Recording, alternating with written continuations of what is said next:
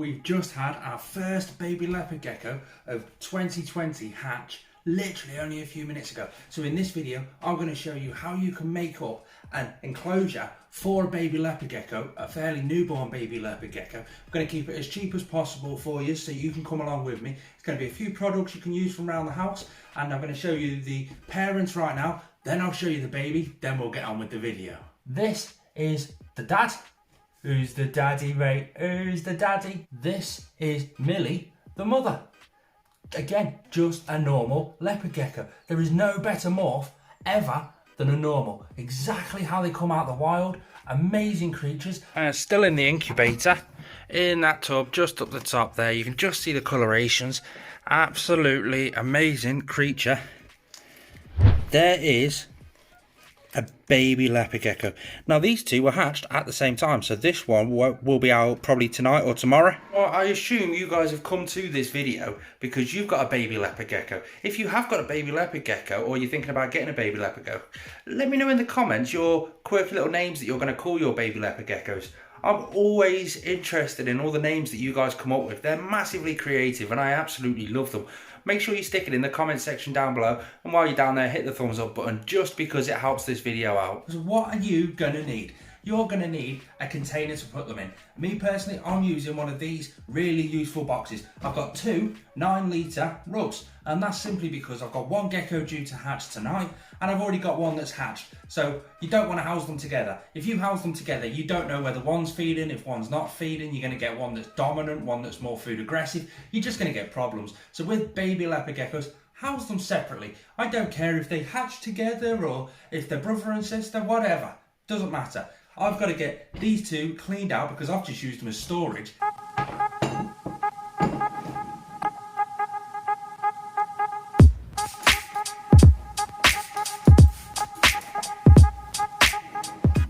But once it's totally clean, you need to think of substrate. Now for baby leopard geckos, they smell using their tongue. Like all reptiles, they run around going...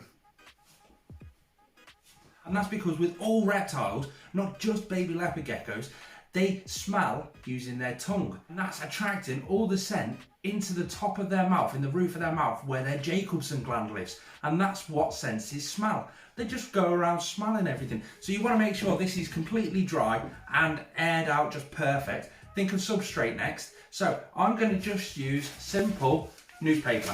Why? It looks horrible, but this is hygienic for baby leopard geckos. I can check their stool samples, I can do absolutely everything, I can find them, they're going to be around here somewhere, I can see where they're going to the toilet, what food they're eating. It's just essentials. With leopard geckos, they need a couple of hides. I've got a whole array of hides here. I need a moist hide because that helps them with shedding. He's going to go through, she's going to go through her very first shed cycle. She needs that slightly increased humidity to be able to do that. So I want to give that to her. I have just got plain and simple little tubs with lids on, and I've cut a bit of a hole out. These were just dead easy, dead cheap, just I needed to make some. This was the way I've done it. And the way I'm going to do it is I'm going to open it up, I'm going to get a few pieces of toilet roll, just basically fold it up nice and neat because it's just always a bit better when it's a bit neat, and put it in the bottom. Just wrap it all in. Then the magic water, which isn't actually magic, it's just water, put that in. Whack the lid on. If you want to see how to actually make this hide, I'll stick a card just up there for you. And this basically lives on the cold side of the enclosure. So you need to figure out which side's going to be hot and cold, because you need to have one side at the correct temperature, one side as a cold side. The correct temperature, I like to keep it at 90 degrees Fahrenheit. That does it straight away. 1/3 of the enclosure is going to be set at 90 degrees Fahrenheit. The rest of it is going to be the cool side. That's just going to be room temperature. Depending on the heat gradient because of the heat. We'll get onto that further through the video. Moist hide, that goes down the bottom end on the cold side of the enclosure. Done. Next, the actual hides. Now last year, I basically, again, made a load of hides. That's basically off the top of a takeaway container, and I cut a little hole in it, perfect. That one is just a cheap and cheerful one. I bought a setup once and it came with the setup, so I do that. Put it over the hot side. Next, a water dish. Water dish is very, very important. When these leopard geckos first hatch, they can be quite dehydrated, so they always go for a bit of water. And you want to use a water dish that they can climb over, something that's really sturdy and it won't fall over.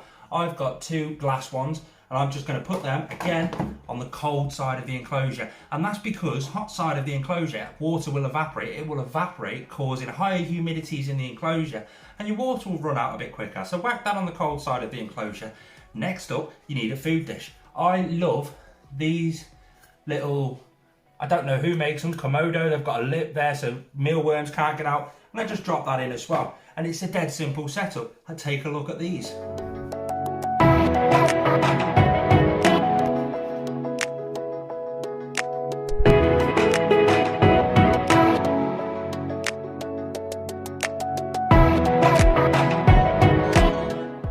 So for those who actually know me, know this channel, you'll know I'm a massive fan of enrichment. Giving them something that's just not going to make them get a bit bored, something that will strengthen their muscles if they're climbing over something, just something a little bit different. But we have to keep in mind, these are baby leopard geckos. They need to be clean and just sterile, just to make sure they're going to be okay. So what can we do? I'm going to do 2 things. I have got toilet roll inserts, and I'm basically just going to attack them a bit, basically.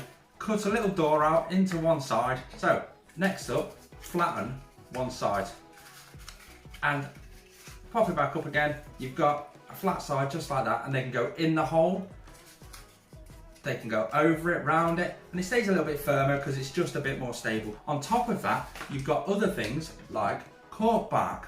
I have got an absolute ton of cork bark. Now, if I'm using cork bark in with any of the animals, I like to use ones that have got a bit of a curve so I can just prop it up, or it can be used as a hide, it can be used as all kinds. I've got little ones with holes in. I can do anything basically, so that's what I'm going to do. I'm just going to prop stuff in there. It gives them, again, that mental enrichment, that little bit of climbing, that when they're climbing they're using their chest muscles, they're just developing their whole body, not getting bored, being highly enriched. Let's talk about heating then, shall we? You need to have a hot side and a cold side, not a refrigerated cold and an oven side. No, you've got to have this side. It's got to be set at 92 to 89 degrees Fahrenheit in there, that sort of area, and you've got to have your cool side. Now, that's because these leopard geckos, along with all ectotherms, all cold-blooded animals, reptiles especially, they thermoregulate. It's a big word, but basically that means they adjust their body temperature depending on what area they're sat on. They can't physically adjust their body temperature like we can. If we get a bit hot, our body will cool us down a little bit. Leopard geckos can't do that. They don't have that built into them. So if they get a bit hot there, they'll just come out and go into a cold hide or in the moist hide, or they'll hide out on the cool side of the enclosure. If they get a bit cold over there, they'll just scurry back over and go underneath their hot hides. That's why you need a hot hide and a cold hide. Now I'm going to be talking heat for a tub system just like this. This is just my clean tub system. You have got a couple of ways. Me personally, I'm going to be using the Reptile Systems heat cable. Why am I going to use this? One, because it's an absolutely amazing product. I've been using it for my morning geckos over there, and it's absolutely amazing. I've got a bit left over, so I'm going to utilise that and use that. This is basically just cable that heats up. It's about that thick, and the joy with the Reptile Systems one, it actually stays the same temperature throughout the entire length of the cable. Whereas some other companies, you get hot spots and cold spots and over temperature out, loads of bits and bobs. I'm going to have that thermostatically controlled on a microclimate thermostat, and that's going to be on one side of the enclosure. That's the way I'm going to do it. You can have a look at the heat sensor just there. Other ways you can do it, you can use heat mats. This is an absolutely amazing product by, again, Reptile Systems, and the reason I like this is with most heat mats, this is for one dead thin, but you get a hot spot sort of there, and it slowly fades out into a cooler area. So if it's just a little bit too warm lying there, it can always come over here. Again, this can only be over a maximum of half the enclosure. Ideally, you want it over 1/3 of the enclosure. But that is the Reptile Systems heat mat. I'm going to use heat cable. Let's go over there and sort it out. So as I said, my morning geckos are heated up with the heat cable. Just there. It's just all linked in perfectly fine. It goes down there to that big mess down there, and there is a thermostat down there all programmed in. It's at the right temperature, and it must be working really well because they've laid eggs directly on the heat cable just there and on just there. But I have that just sat there on a coil. I have a baby morning gecko enclosure. Oh, he's so cute. Sat right there, and that sort of heat transfers through perfectly fine. Then I've got the heat cable down here. The heat cable goes on, and I've got loads and loads of heat cable left. So I'm basically going to stick it down. Sticking it down, I like to use the foil tape just because it transfers the heat. So it goes over the heat cable and then transfers the heat over there. So I just have that slightly wider sort of heat cable. Can you see the baby morning gecko just there? How cute are they? I can't wait for the eggs to hatch and for getting more babies. So it's just a great way of saving electricity, I guess. I've got the heat cable heating both the babies and the morning geckos, and now it's running under here. So if we take them away, move that over this side, boom, there you go. You can see it just there. Absolutely perfect. Make sure the hide is on the heat so they do have heat, and just go from there. Absolutely perfect. Let's move the baby in. First things first though, we need to fill up the water bowl. Does that make anyone want to have the toilet? Something that's often missed with new leopard gecko breeders at this stage is everything's there, water's filled. Get your spray gun and spray. You want to add some water droplets just all around the sides and all around there. This baby is going to be dehydrated when she's just come out of the egg. So guarantee when we put her in here, she will go straight up to the sides and start licking up all of these little droplets. There she is. I've put the whole container in the actual enclosure. I have a feeling she's going to be a bit of a screamer. Sometimes, very rarely, you get baby leopard geckos that like to scream and squeal, and that's just because these are one of the only lizards that have got a vocal cord. I'm going to take the lid off very gently. I don't want to touch her too much. Look how bright and vibrant she actually is. Oh my god, she's absolutely stunning. Like, did you hear that? Oh, how cute was that? That's absolutely amazing. Oh, here we go. She's a little charger as well. She likes to charge. So, to do that, I've got that gap there. So, I'm just going to put the piece of cork back in there. Whey, she's a feisty little girl, this one. Oh. Okay, you can go straight down there. Right. While she's out of the egg, I'll get the egg out. She's just tucked herself down that back corner. So she's come out, she's down there, she's still underneath, but it means I can still put her hide back on, which I'll put it just like that. There she is. She is exactly where I want to put the piece of cork back and the toilet roll tube. So we'll just have to see where she goes, basically. But like I say, we've got the toilet roll tube, we've got a piece of cork back. I'll just put it just like that. And shall we just leave her to it for a bit? Make sure you've got plenty of ventilation on the top and on the sides just to help eradicate that humidity.